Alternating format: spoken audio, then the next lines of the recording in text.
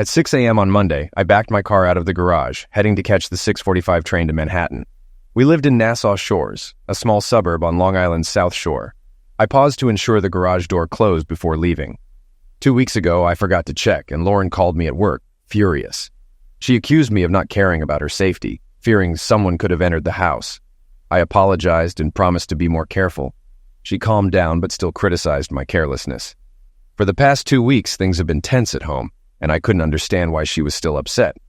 I'm Jeff Carlson, 27, with light brown hair and a closely cropped beard. I manage the foreign exchange desk at a major commercial bank, making profitable currency trades. My intuition for timing trades earned me 2 promotions in the past 2 years. Lauren, also 27 but a few months older, has jet black hair and Mediterranean features.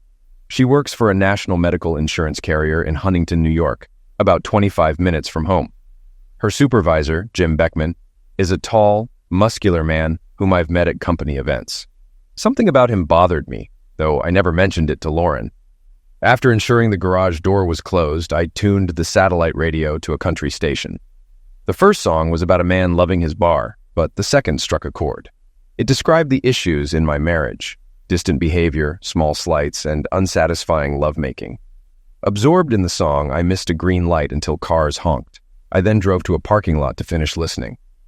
Afterward, I headed to the train station and caught the earlier 6:30 train to Penn Station. On the train, I reminisced about meeting Lauren. It was July, right after my 16th birthday, as I mowed the lawn. A moving van arrived at the Miller's house nearby.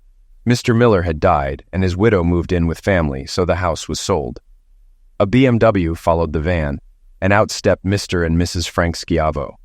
From the back seat emerged Lauren, the most beautiful girl I'd ever seen. She was a few months older than me, with short hair, denim shorts, and a halter top. She smiled at me, and I was instantly smitten. A few days later, I saw Lauren and her mom, Cheryl, outside. Gathering my courage, I introduced myself. Cheryl soon left us with iced tea, giving us some privacy. Lauren and I hit it off, spending the rest of the summer together. There were no romantic moves, just the joy of each other's company. When school started, we shared lunch and the bus ride home, but no classes. I asked her to the October harvest dance, and she agreed. However, as the school year progressed, Lauren made new friends, especially with the cheerleaders, aiming to join their squad. We still sat together on the bus and talked daily. The dance day arrived, and my dad drove us there. As we walked in, some football players smirked and laughed. "What's that about?" I asked. "Who cares?" Lauren shrugged. We had fun dancing until a slow song played. Just as I asked Lauren to dance, Billy Barber, the star linebacker, approached. "Let's go, babe," Billy said to Lauren, who left with him without a glance back. Stunned, I asked my friend Jack what happened. "You just got dumped," Jack said. Lauren and Billy danced closely, clearly familiar with each other. I felt humiliated. After the dance, they joined the football team, with Billy possessively holding Lauren. I was too intimidated to confront him. Billy later taunted me. "You didn't think a nerd like you could get a girl like that, did you?" He laughed and walked away. Lauren never returned to me that night, enjoying herself with her new friends. I stayed, refusing to give them the satisfaction of seeing me leave early. As the dance ended, I reluctantly approached Lauren and Billy's table. "Lauren, my dad will be here soon. I need to take you home," I said. "Get lost, Carlson," Billy responded. "She's going home with me." "Lauren," I snapped, "I don't care how you get home. If you don't come with me, my dad will tell your mom. You can explain why you came home with Billy." I walked away, not caring if she walked home alone. Eventually, Lauren sat beside me and tried to make small talk. "Did you have a good time at the dance, Jeff?" "Are you serious? You dumped me for Billy Barber. So no, I did not have a good time." I saw my dad's car pull up and walk towards it. Lauren had to run to catch up. My dad, sensing something was wrong, asked, "Did you enjoy the dance?" I didn't respond, and he looked puzzled. Lauren waited by the rear door, but I got in the front seat, leaving her to get in alone. My dad was furious. "Get out and open the door for your date," he ordered. "I would if she was my date," I replied. My dad sensed something was wrong. Lauren got in the back, and we drove in silence. When we arrived at Lauren's house, her mom was waiting at the door. My dad got out, but I stayed in the car. Lauren's mom looked concerned. Lauren walked past her mom without looking back. When my dad returned, he asked, "What happened?" "She found someone she liked better at the dance," I said. "Forget her, son. There are plenty of fish in the sea." After that, I ignored Lauren. She started riding with Billy Barber and joined the cheerleading team. I made the honor roll. After graduation, I went to Wharton on a full scholarship while Lauren started working. My parents threw me a big graduation party and the Schiavos were invited, but not Lauren. When Mrs. Schiavo sat next to me, she said, "I thought you two made a great couple. I'm sorry something happened." We made small talk until she asked, "What happened that night?" I replied, "We realized we wanted different things in life." She looked like she wanted to say more, but didn't. She wished me luck and left. I started my job at the bank in mid-June and found an apartment in Soho. My new job was hectic, leaving no time for socializing. I quickly realized that real-life work was very different from school.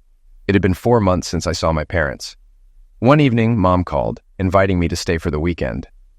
She mentioned my old room was ready, and I missed her home-cooked meals. Taking the train was the easiest way to get there, and their house was a short 8-block walk from the station. Halfway there, a car pulled up, honking. It was my high school friend Becca, shouting, "Hey, stranger, need a lift?"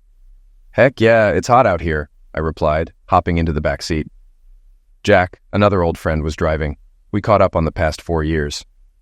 "I didn't know you guys were a couple. How long has this been going on?" I asked. Becca showed me her wedding band. 2 years now," Jack said, smiling. "I had no idea," I replied, feeling a bit sad. "I haven't been a good friend, have I?" "That's crazy," Becca said. "We haven't reached out either. It's just life." "Thanks, Becca," I said, relieved. "It's really good seeing you guys." Jack then invited me to a party at their place the next night. Becca gave him a look that I didn't understand at the time. "Sure, I'd love to." "Are any of our old friends coming?" I asked. "Yes, quite a few," Becca said. "Great, I'll bring some beer. What time and where?" 7:30 at 135 Remsen Street, Jack said, and they dropped me off at my parents' house. I was excited about the party and seeing old friends. At the party, I was chatting with Kenny Carter when I felt a tap on my shoulder and heard, "Hi, neighbor. Long time no see." It was Lauren, looking as beautiful as ever. Memories of her with Billy Barber flashed in my mind. I turned back to Kenny, but Lauren's friend confronted me. "That was rude," she said. "Not as rude as what she did to me," I replied. "Jeff, please. You can't still be mad about that night. It's been 6 years," Lauren said. "I sure can," I fumed, walking away. Becca ran to comfort Lauren while Jack pulled me aside, asking me to apologize to keep peace with Becca. I found Lauren in the kitchen. "Can we talk alone?" I asked. Lauren's friend resisted, but Becca convinced her to leave us alone. After a few awkward moments, I started, "Lauren, I'm sorry for what I said. That night hurt me deeply. Maybe it's time to move on." "No, you're right, Jeff. I acted terribly and deserved what you said. I never apologized. Would you accept my apology now?" "Thank you, Lauren. Yes, I accept." Lauren hugged me, and we kissed passionately. Becca and Jack walked in, with Becca remarking, "I'll be damned. Honey, it looks like you didn't know what you were doing." Jack sighed in relief, then puffed out his chest, saying, "Damn right, and don't you forget it." We all laughed and rejoined the party. Lauren and I started dating, and 9 months later, we were married. The conductor's announcement brought me back to the present. As the train rolled out, I reflected on the past 3 months of my marriage. I was convinced my wife was cheating. It seemed foolish to base this on a country song, but everything fit. My usual intuition was now sounding alarm bells. At the office, Howard Goldman noticed something was off and followed me to my desk. "What's wrong?" he asked. "Nothing," I replied. "Nonsense," Howard said. "I can't let you gamble with the bank's money today. Tell me what's up or go home." I sighed and confessed, "I think Lauren is having an affair." "Are you sure?" he asked. "No, just a feeling," I admitted. "Your feelings are usually right. Don't ignore them." "What are you going to do?" "I'm not sure. I just found out today." "Take it easy. I'll support you. Let me know when you decide what to do." "I don't think you're on top of your game today," Howard insisted. He was right. I let my staff handle most of the work for the next 2 weeks. They seemed to enjoy the freedom. I closed my office door and cried. I couldn't imagine life without Lauren. My sadness turned to anger. Confronting Lauren without proof would be foolish. I needed a plan. After work, I bought voice-activated recorders and placed them around the house and on the phones. By Friday, I had proof of Lauren's betrayal. Their conversation went like this. "Jim, this is Lauren." "Why are you calling me at home?" "What if my wife answered?" Jim Beckman barked. "I'd make up a work excuse. I think we should back off. Jeff is acting funny." "Has he accused you?" "No, but he's cold and distant. Maybe we should cool it for a while." Okay, if you think that's best, Jim said. Then he suggested, I'm going to Miami in 2 weeks. Maybe I can get you to join me. What do you think? I don't know. Jeff might get suspicious. Let me ask Fred. And if he agrees, you can tell Jeff it's a work trip. Lauren laughed. Now I knew for sure. Lauren was planning a week with Beckman. Sadness overwhelmed me, then turned to anger. I needed proof for a divorce.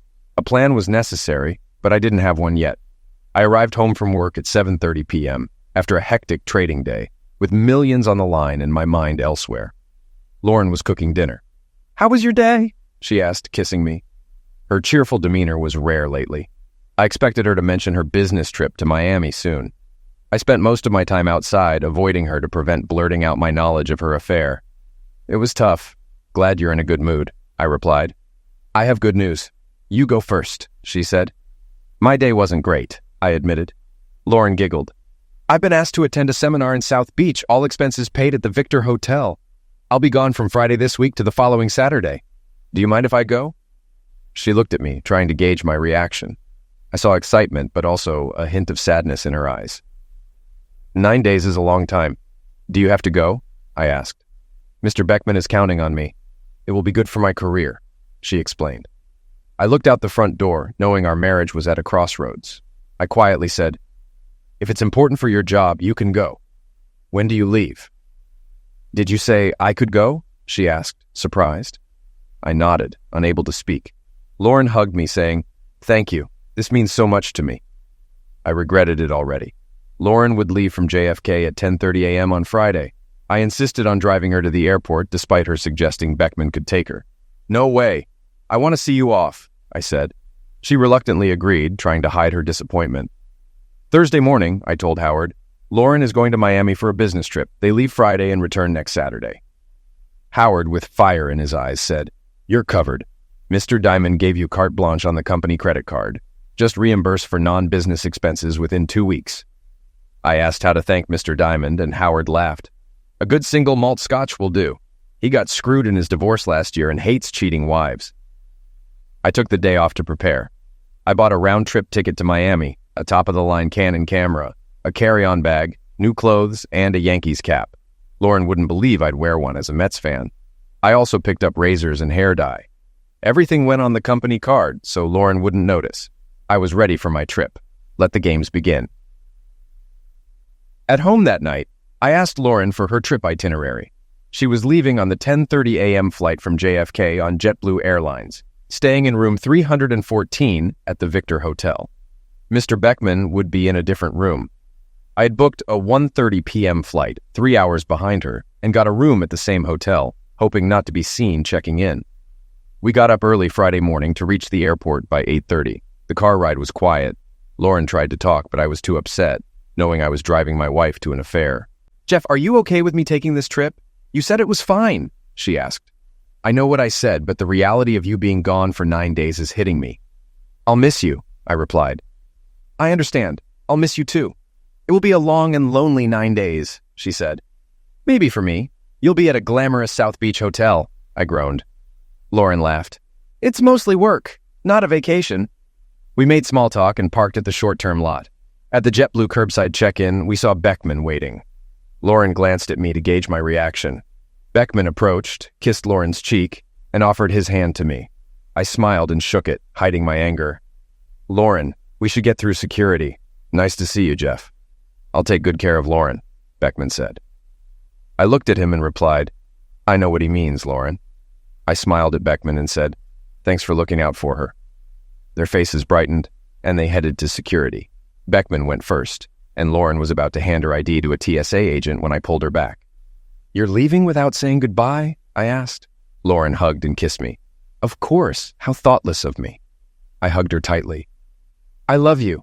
If anything happens, I want you to know you're the best thing that ever happened to me. I love you too, honey. I have to go now, she said. As she started to leave, I pulled her back. Lauren, I know I said it was okay, but I don't want you to go. It's not too late. Tell Jim you can't go and come home with me. Jeff, I can't back out now. The tickets are bought and Mr. Beckman needs me. I know I'm being selfish. I just don't want you to go. I need you too. Jeff, I have to go. Don't try to stop me. I'm committed to this trip. I will be a great help to Jim. I can't let him down. She looked at me, almost spoke, but then walked to the gate and handed her license to the agent. My eyes misted up, and I'm sure Lauren thought it was because I would miss her. I walked to where Beckman was waiting and watched Lauren with the TSA agent. She seemed flustered, but composed herself by the time she reached us. They walked to the X-ray machines, and I watched Lauren take off her shoes and place them in the bin. She shrugged at me and then walked through the body scanner. At that point, I had reached my limit and quickly left the building. I was no longer angry, just resigned to the fact that Lauren was no longer mine.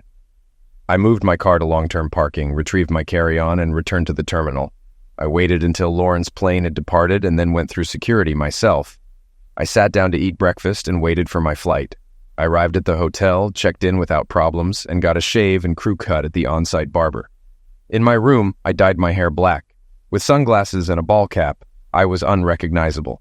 The hotel was U-shaped, facing Ocean Avenue, with Lauren and Jim's room in the right wing and mine in the center. I had a great view of the pool and the ocean. The hotel had shops on the first floor and an outdoor pool on the second floor. From my balcony, I could see the whole pool area. Under different circumstances, it would be romantic, but now it felt anything but. I called Lauren around 8 o'clock. She answered, "Hi, honey. I was worried when you didn't answer at home. Where were you?" "I stopped at a bar with the guys from work," I replied. She had the nerve to say, "You'd better not be hitting on any girls. Remember, you're a married man. I don't think I could forgive you if you did." The audacity, I thought. She's here with Beckman, yet she warns me. Why would you think I'd cheat? Have I ever given you a reason to suspect me? You know I would never do that. I trust you completely, which is why I let you go on this trip. You know that, right? Of course, honey. I feel the same. I don't know why I said that. I know you wouldn't hurt me, she stammered. Listen, Jeff, I'm really tired from the flight. Will you call tomorrow? I'll be in a better mood. Sure, Lauren, we can talk tomorrow, I replied. Good night, Jeff. I love you, Lauren added. Good night, Lauren, I said, and hung up. Did she notice I didn't say I love you? Would she even care? I spent a restless night imagining what was happening in room 314. I awoke at dawn on Saturday. After breakfast in my room, I sat on the balcony. I saw Lauren and Beckman walk to the pool. An idea came to me. I moved 2 large fake plants to the balcony and placed a chair behind them. Then I set up my camera and tripod, hiding the lens among the foliage to watch the pool area unnoticed. Lauren and Beckman were already lounging on chaises and talking. Lauren faced the arm of the U containing their room, wearing a new red bikini that showcased her cleavage and a high-cut bottom that barely covered her. I zoomed in with my camera, but soon realized I couldn't hear their conversation. I needed a solution. After half an hour, I captured the first proof of infidelity. Beckman leaned over, turned Lauren's head, and kissed her. Lauren reciprocated, pulling him in by the neck. They kissed 4 times in the next hour before getting up to leave. As they walked off holding hands, it was clear they were a couple. I turned off the camera and retreated to my room, overwhelmed with sadness. Seeing the betrayal was worse than suspecting it. Determined to hear their conversations, I searched online for spy stores and found one nearby. Disguised, I quickly bought a parabolic microphone that could connect to my camera. Back in my room, I set it up next to the camera, ready for the next opportunity. Sunday morning, I woke up startled at 10 a.m., having slept deeply after a long, exhausting day. I worried I might have missed something, but then saw Lauren and Beckman walking out of Lummis Park. I turned on the camera and mic, made a call to Lauren, and listened as her phone rang, confirming the microphone worked perfectly. Who is it? Beckman asked. It's Doofus, Lauren replied with a laugh. Beckman laughed too. Suddenly worried, Lauren said, I should take this. Something bad could have happened. Why else would he call on a Sunday morning? She answered the phone. Jeff, is everything all right? Has something happened? She asked. I wanted to say, no, Doofus is fine, but I kept my anger in check. Instead, I said, nothing's wrong, honey. I was lonely and just wanted to hear your voice. It's nice to know you're worried about me. I worry about you all the time, Jeff. It is Sunday morning, and I thought something bad might have happened. You scared the crap out of me, Lauren barked, annoyed. I was fed up with Lauren's attitude. I didn't know I would be such a bother. I was feeling lonely and thought talking to my wife would cheer me up. Sorry to bother you. I hung up before she could respond. It's no bother, she said into the dead phone. I could hear her talking through the parabolic mic. She turned off her phone and walked to a nearby bench. What did he want? Beckman asked. He was lonely and wanted to talk. Why did I snap at him like that? Lauren wondered aloud. Beckman replied, Lauren, we've been having this affair for 6 months. Maybe you're getting tired of him. It might be time to let him go and get a divorce. Then we could be together, without sneaking around. Right, she snapped. And your wife won't mind if we go to your house? We won't have to sneak around anymore, Lauren said sarcastically. Jim, you make $38,000 a year. After Jeff's promotion, he makes almost $200,000. The lovemaking with you is great, but you're not worth losing Jeff's potential. Someday he'll be CEO, and I intend to be there. So no divorce. Besides, you'd never leave your wife and kids. You're right, Beckman replied sheepishly. But we can still enjoy our time here, right? Right, stud? Lauren smiled, taking his hand and walking out of sight. 6 months of cheating, I thought. She was only staying with me for the money. I needed more evidence. Later, I saw Lauren walking to the pool in a tangerine cover-up, with Beckman right behind her. I turned on my camera and mic. Lauren took off her cover-up, revealing no top, and asked Beckman to help with suntan lotion. He eagerly complied, and I recorded everything. A hotel employee approached and asked Lauren to cover up due to guest complaints. Lauren sheepishly put on her cover-up, and they retreated to their room. I checked the camera and felt I almost had enough evidence. If I could get them in action, I'd be done. I didn't call Lauren that Sunday night, and she didn't call me. Monday morning, I woke at 9 a.m., ordered breakfast, and watched from my balcony. At 6 p.m., Beckman stepped onto their balcony in a hotel robe. I aimed my camera and started recording. Lauren came out wearing a similar bathrobe and hugged Beckman from behind. Think you can manage another round, stud? I may need another 30 minutes, she said. You've worn me out, he laughed. They started making out right there. This was the proof of infidelity I needed. It might not matter in court, but it could influence Lauren's parents and friends. The video was shot in public and would be admissible. After watching them on the balcony, I knew my marriage was over. The video was undeniable proof of her cheating, adding to her admission during our Sunday call. Seeing it was unbearable. I booked a flight home for the next day at 3 p.m. and confirmed my reservation. I decided to call Lauren, hoping to catch them in the act. She answered on the 5th ring, sounding out of breath. Hello? She mumbled. Lauren? I asked with concern. Are you okay? You seem out of breath. I was in the shower when I heard the phone. I grabbed a towel and ran to answer. You should see me right now. You'd get some naughty ideas, she replied. I am sure I would, babe. How was your day? Was the seminar productive? Yes, Jeff. We had a good day at the seminar, she said haltingly. Something in her voice surprised me. She seemed shocked and disappointed I didn't suggest phone lovemaking as I usually would. How was your day, honey? She asked. I feel down. I miss your voice and your presence. The bed feels big and lonely without you. But you know what that's like, right? You're spending your nights alone, aren't you? I finally hinted at my suspicions. Right, honey. That's right, she lied. Listen, Jeff, I'm freezing and wet. I have to go now. I'll talk to you tomorrow, okay? I love you, she said. Right. Goodbye, Lauren, I responded, hanging up. I packed my equipment and clothes. Feeling hungry, I went to the hotel restaurant with my camera to review the footage. As I walked in, I saw Lauren and Beckman sitting in a booth. I sat 2 tables away, with my back to Lauren and facing Beckman. I discreetly snapped a couple of photos without them noticing. Lauren glanced my way once, but didn't recognize me. I reviewed the day's footage while eating, sneaking peeks at the 2 of them.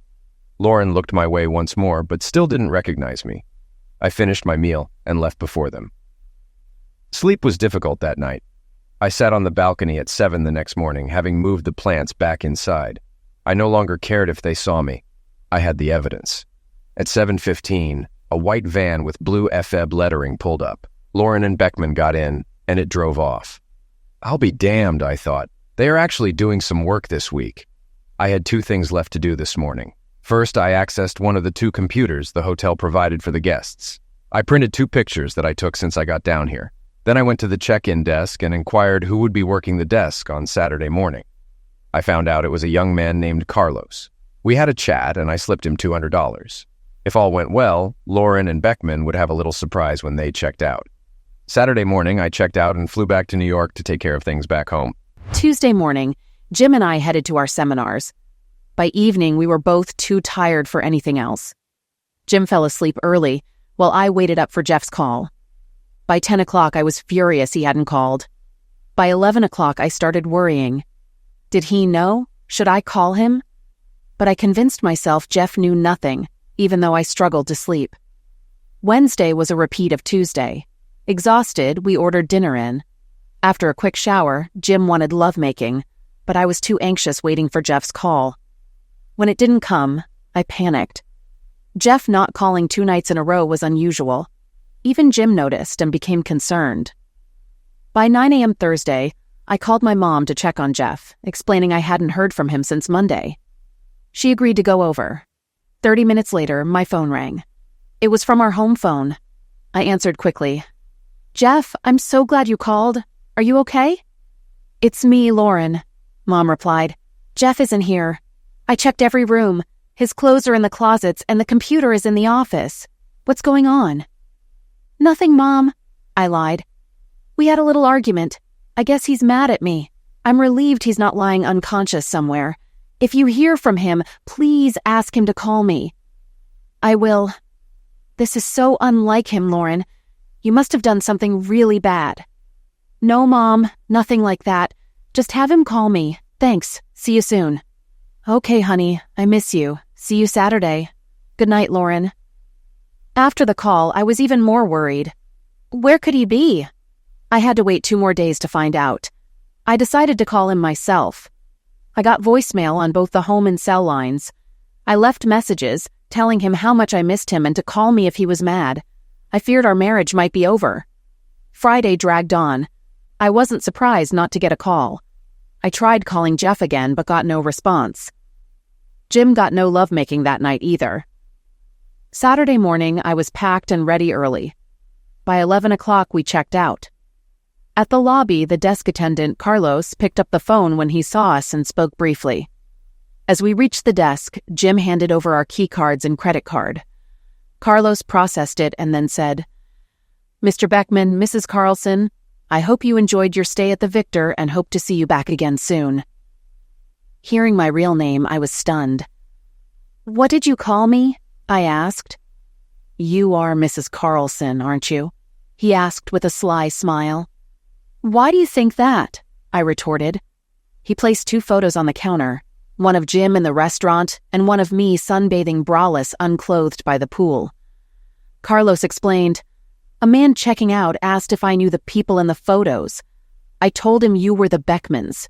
He corrected me, saying the man is Jim Beckman, but the woman is his wife, Lauren Carlson. He was here. Jeff was here. When did he get here?" I asked. Carlos gave me a look I couldn't read. "Let me check." He typed into his computer and informed me, "Mr. Jeff Carlson checked in last Friday at 4 and checked out Tuesday at noon."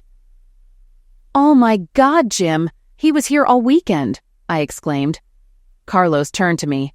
"You are Mrs. Carlson, aren't you?" "Yes, I am," I admitted, ashamed. "Good. I have something for you." Carlos handed me an envelope. Inside was a note. "Lauren, goodbye, doofus." I felt faint and leaned against Jim for support. He took the note, read it, and whispered, "Let's get out of here." Before we could leave, Carlos called out, "Mr. Beckman, I have an envelope for you too." Jim reluctantly took it and read the note. Then he turned to look out the window, dropping the paper. I picked it up. "Did you think you'd get off scot-free, a-hole? I spent 2 hours this morning with your wife. You won't get the homecoming you expected. I showed her all my evidence. This is just the beginning. I'll make your life a living hell." Jim was still staring out the window. I picked up the photos and letters and put them in my purse. Carlos picked up the phone and said, "Did you hear it all? Was it what you expected? Thank you, sir. Goodbye." "Was that my husband?" I asked. Carlos smiled but said nothing. "Let's go. We have a plane to catch," I told Jim. On the way to the airport, I called my mom, asking her to meet us at JFK. She asked, "Isn't Jeff picking you up?" "I don't know. We had an argument, and he's upset with me." "Lauren, what exactly was your argument about?" she asked, suspicious. "Nothing you need to worry about," I lied. "That's nonsense. It must have been big for him not to call for 3 days. My God, Lauren, what have you done?" I started crying. "I haven't done anything that can't be fixed. Please come to the airport in case Jeff doesn't show up. If you've done what I think, he won't be there. I'll pick you up." She hung up. I don't remember much about the cab ride or boarding the plane. My mind shut down. It wasn't until we were in the air that I started thinking clearly again. I pulled out the photos of Jim and me. Jeff must have seen everything on Monday. A cold shiver went down my spine. The guy with the Mets cap must have been Jeff. I knew a divorce might be in my future. Jeff calling himself Doofus in his note meant he had us wired for sound. He must have heard our conversations. Jim sat by the window, staring out blankly. I spent the flight looking at the letters and pictures, replaying Jeff's phone calls in my mind. The not knowing terrified me. The last call felt especially wrong. I could only hope Jeff would pick me up at JFK, but I doubted it. I knew I could do nothing until I saw Jeff again. When the flight landed, I couldn't wait to leave the plane. I rushed through the terminal, hoping to see Jeff. As I came off the ramp, I saw my mom waiting. "Is Jeff here?" I asked. She shook her head. "No." Jim followed, looking for Jane. He called her, listened, then said, "She hung up. She's not coming." He sat on a bench, clearly crying. Mom pulled Jim up and said, "Let's go. I'll drive you both home." On the drive, Mom gave me withering looks. Jim stared out the window, tears streaming down his face. Arriving home, I asked Jim to wait in the car and ran inside, yelling, "I'm home, Jeff!" No response. I checked the bedroom. His closet and dresser were empty. Panicking, I ran to Jeff's office. It was empty. Realizing he was gone, I sat heavily in the living room. He had 4 days to plan, and removing his clothes and personal items was just the beginning. Mom handed me an envelope labeled divorce paperwork and a DVD with a note. "If you want to know why, look at the DVD." She put the DVD in the player and sat down. Before she started it, Jim asked, "Is everything all right?" "No, Jeff is gone. His clothes are gone too. I'm sorry it came to this. I'll call a cab and wait outside. I need to try to repair my marriage," Jim said, walking out. After Jim left, Mom started the DVD. The first scene showed me in a red bikini with Jim leering at my rear. I tried to take the remote, but Mom wouldn't let go. I watched myself kiss Jim, feeling ashamed. The next scene had audio of us in Lummis Park. When I called Jeff Doofus, I realized he heard everything. Jim mentioned our 6-month affair, and Mom stopped the DVD, crying. "Sorry, Mom. I don't know how I let this happen," I said. Mom gave me a disgusted look and pressed play again. I cringed as I heard myself say to Jim, "Right, stud." The third scene showed me braless unclothed at the pool, letting Jim grope me in public. I felt ashamed, imagining my mom's disgust. Next, it showed me pulling Jim into the room for lovemaking. The worst part was the phone call. Jeff had recorded his side. "You are spending your nights alone, aren't you, Lauren?" Then muffled talking. "Lauren, are you there? You are sleeping alone, right?" His voice was filled with venom. I had responded, "Right, honey, that's right." If I had heard his tone, I would have known he knew. The next scene showed a hand covering the camera lens, and the image moved wildly before settling on a view of the balcony. Jeff appeared, dismantling the microphone and packing up the tripods. A scream pierced the night, my scream during a peak of pleasure. Jeff's head turned towards the sound, agony on his face. He sobbed quietly for a few seconds, then pulled himself together and said, "That's the second time she has done this to you, Jeff. It will never happen again." He turned off the camera, ending the show. Mom hung her head and cried. Seeing Jeff's tears filled me with self-loathing. When he mentioned the second time, I realized he had cried over me before. His determination that it would never happen again filled me with fear for my marriage. Mom asked, "What are you going to do now? Do you want to save your marriage or run off with that guy outside?" "My God, Mom, I love Jeff. Of course I want to save my marriage. I'm not running off with Jim. He has a wife and 2 kids. He'll never leave them." Whether Jim saves his marriage isn't his choice, and saving yours isn't up to you either. That's Jeff's decision. He's had days to decide. You already have divorce papers on the table. If you want to keep Jeff, you better talk to him soon and give him a good reason to take you back. Don't wait too long. He has a head start. As soon as Mom left, I called Jeff.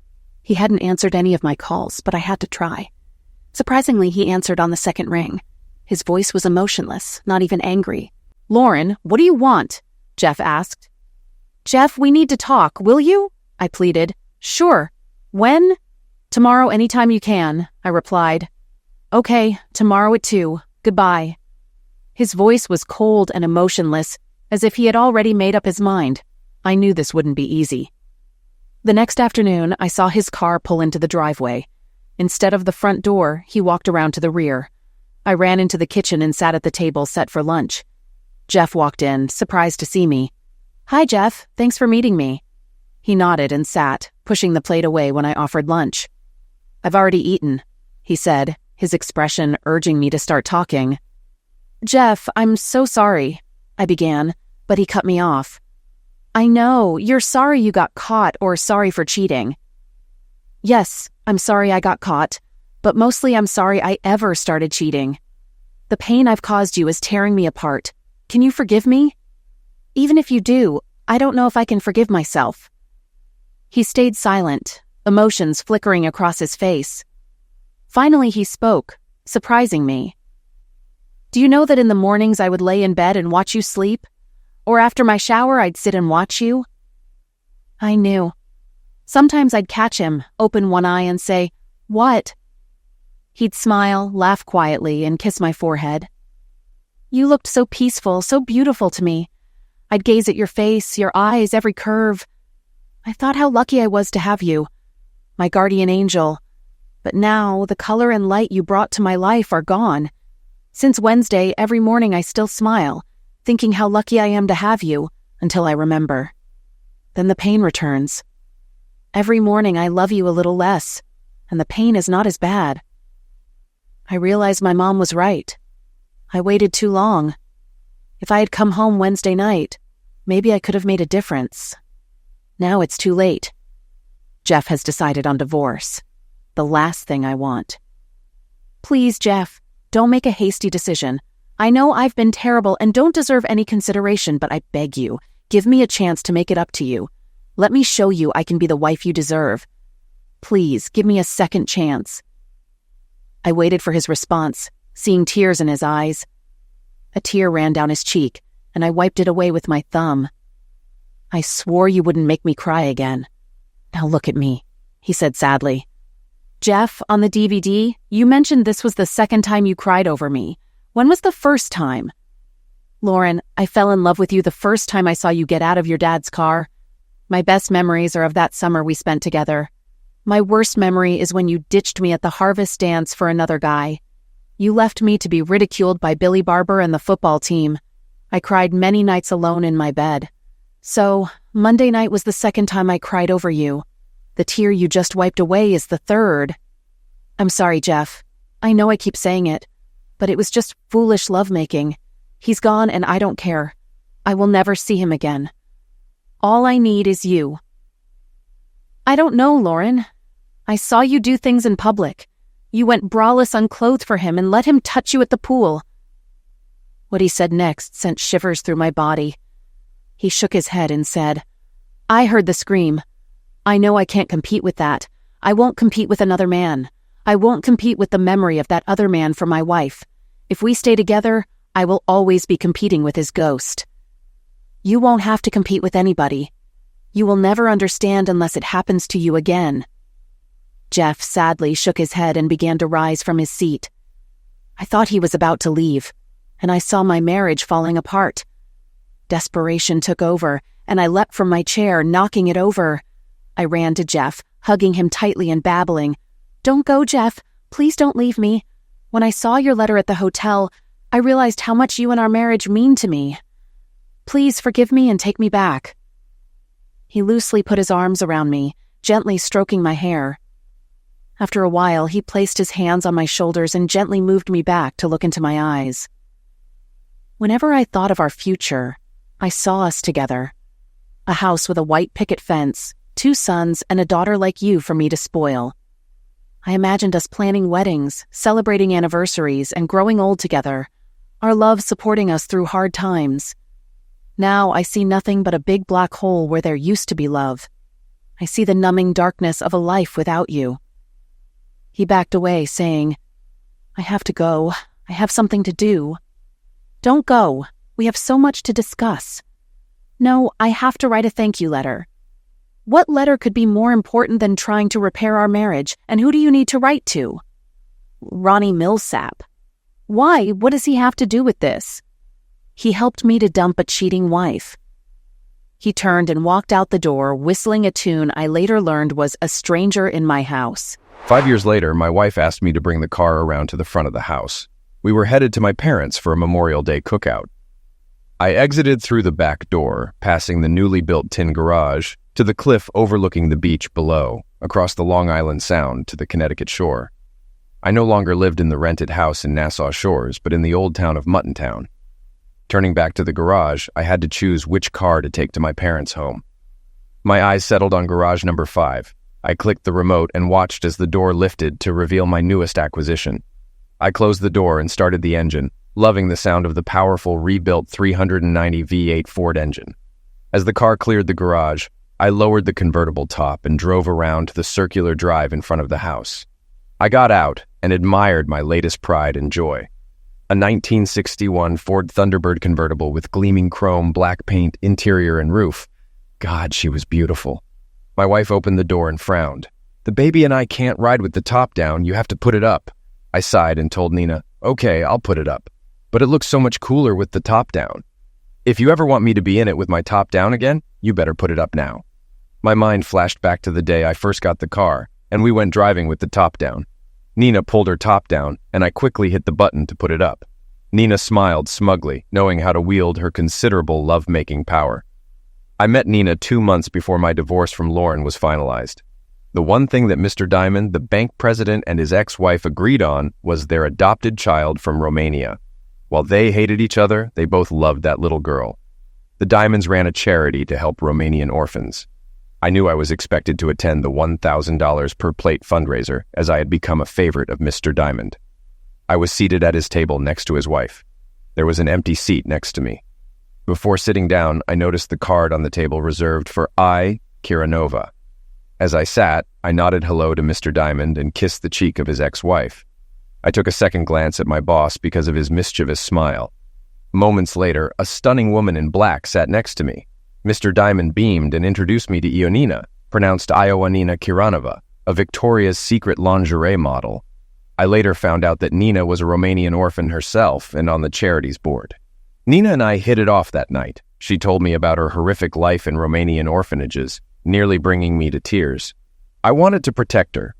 She said she felt my empathy and wanted to know more about me. Many men asked her to dance, but she turned them all down. I didn't ask, thinking she didn't want to. Nina took matters into her own hands and asked me to dance. I said yes. We dated for 2 years before marrying at Mr. Diamond's estate in Southampton, New York. I thought his wife was a bit young for him at 35 to his 61, but he always smiled. So, what do I know? Our first year was great when Nina told me she wanted a baby. I asked if she realized having a baby would put her modeling career on hold. She looked into my eyes and said, "The one thing I want most in this world is to have your baby." A big smile crossed her face as she added, "Maybe more than one, I'm sure." I smiled back and suggested, "Let's start trying right away." We both laughed and ran to the bedroom. A year and a half later, our son Jeff Jr. was born. After settling Jeff Jr. in the car seat, we got in the car. The only non-stock part of the T-Bird was the air conditioner I had installed. From experience, I knew Nina didn't want to spoil her hair after getting dressed up. She'd rather ride in 100-degree heat than have one hair out of place. The AC made it more pleasant for both of us.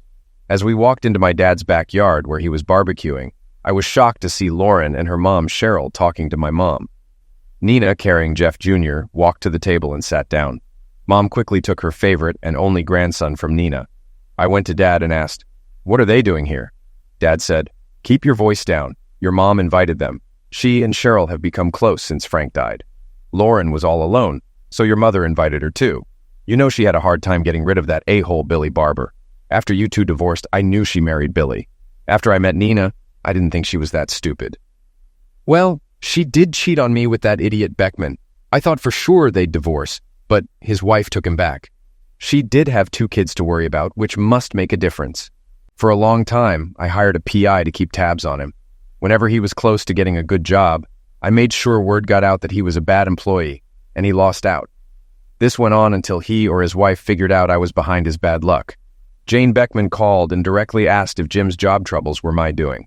Before I could answer, she told me it hurt not just Jim, but also her and their 2 kids. She said it was horrible what he did to me, but pleaded not to take it out on her children. I didn't directly admit involvement, but assured her he'd have an easier time getting a job from now on. She thanked me profusely and apologized for him ruining my marriage. I have no idea what he's doing now since I let the PI go along with all the remaining hate I had for him. It was actually a big relief to let go of that baggage. I took my son from Nina and greeted Lauren and Cheryl. Then I walked over to a bench near the kitchen door. Moments later, Cheryl Schiavo sat next to me and reached out to hold Jeff Jr. We sat quietly as she played with my 8-month-old son. Finally, with tears in her eyes, she lamented, "He should have been my grandson. I would have made the best grandma. You know that, don't you, Jeff?" I looked closely at Cheryl. She had aged over the last 5 years. I knew our divorce had been hard on her. She always liked me and was thrilled when Lauren and I got married. "I know you would have, Mom.